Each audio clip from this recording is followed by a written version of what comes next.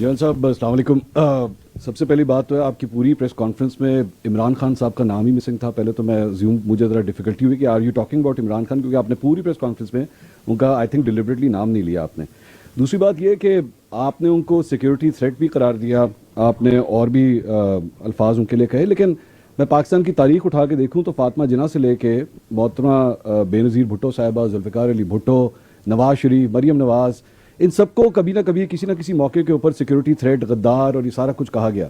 آج سے صرف 7-8 سال پہلے ہی اسی جگہ پہ کھڑے ہو کے ایسا بیانیہ بلڈ کیا جاتا تھا کہ جس شخص کو آج سب سے بڑا سیکیورٹی تھریٹ کہا جا رہا ہے شاید وہی اس ملک کے لیے سب سے ہی بہتر لیڈر ہے. تو آپ کی آج کی اس پریس کانفرنس میں یا آج کے اس بیانیے میں ہم کس طرح یہ کہہ سکتے ہیں کہ ریاست نے شاید اب یہ فیصلہ کر لیا ہے کہ جناب نو مور, یا پھر آج سے 5 سال کے بعد یا 8 سال کے بعد history will repeat it self and سے کہ نہیں جی بیک ان 2025 وہ جو پریس کانفرنس ہوئی تھی وہ غلط تھی, is not a security threat. جی thank you.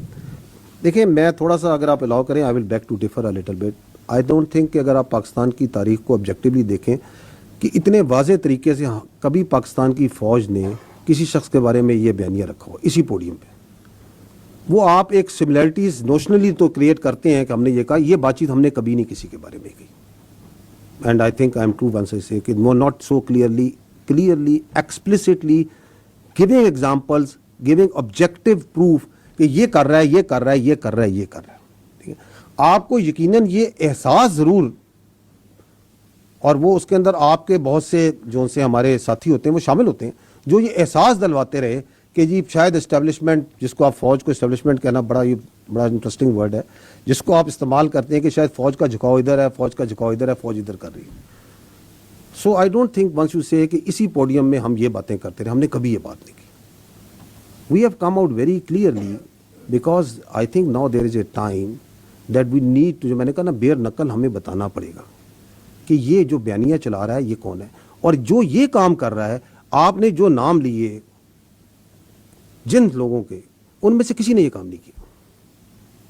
Nobody has done it. So you cannot draw similarities. ہمیں بہت اسپیسیفکلی سمجھ کے ساتھ اس چیز کو سمجھنا پڑے گا, کیونکہ جب ہم جنرلائز کرتے ہیں تو آپ اس قوم کے ملک کو بتاتے ہیں کہ پہلے بھی یہ کر دے رہے, آگے بھی یہ کریں گے. No, we have not done this before and we will not do it again. ٹھیک.